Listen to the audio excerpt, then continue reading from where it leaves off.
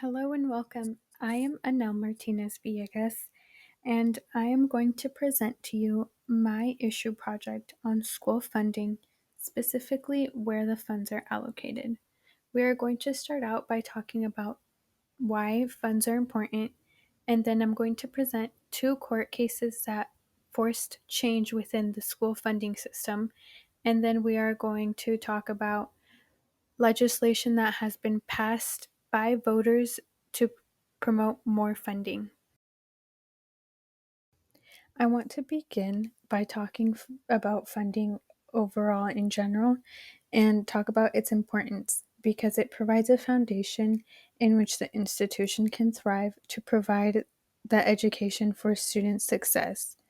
California appears to be a prime candidate for a successful adequacy lawsuit given its low level of funding and its needy student population. Throughout the years, there have been rules and regulations implemented, but California has always had a history of underfunding its students, its teachers, and its institutions. Now that we've talked a little bit about funding, I want to talk about a court case that paved the road for the change in the California financing system for schools. So, Serrano versus Priest was a three-case suit against the financing of the public school systems in California. It was first presented in 1971 and then upheld by the California Supreme Court in 1976. It stated that the rights of students in low wealth districts were being violated under the state's constitution's guarantee of equal protection.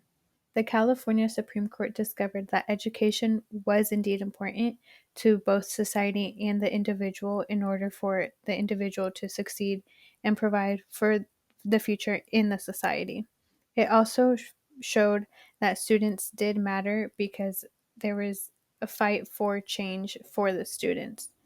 The settlement gave the state 6 years to reinstate proper funding, and that proper funding was met in 1986.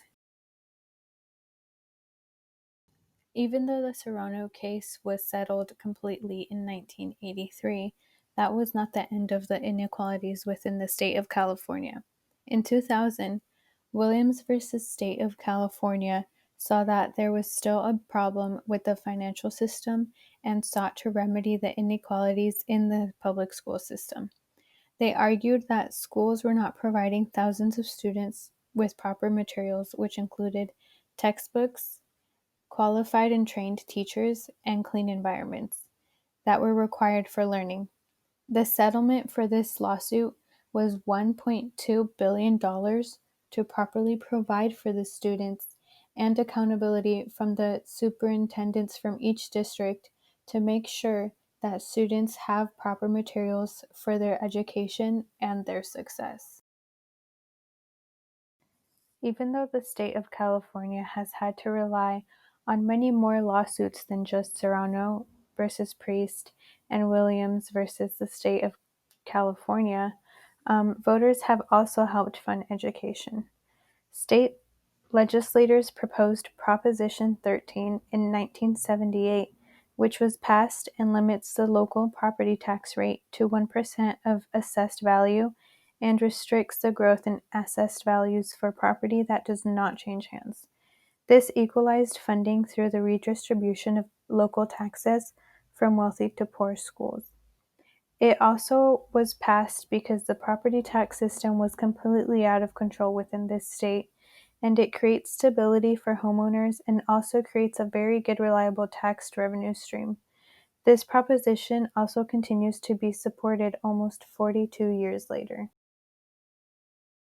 10 years later, after Proposition 13 was introduced, the Classroom Instructional Improvement and Accountability Act, or Proposition 98, which was approved by 51% of voters, provided K through 12 and community colleges a constitutionally protected portion of state budget by guaranteeing a minimum level of funding.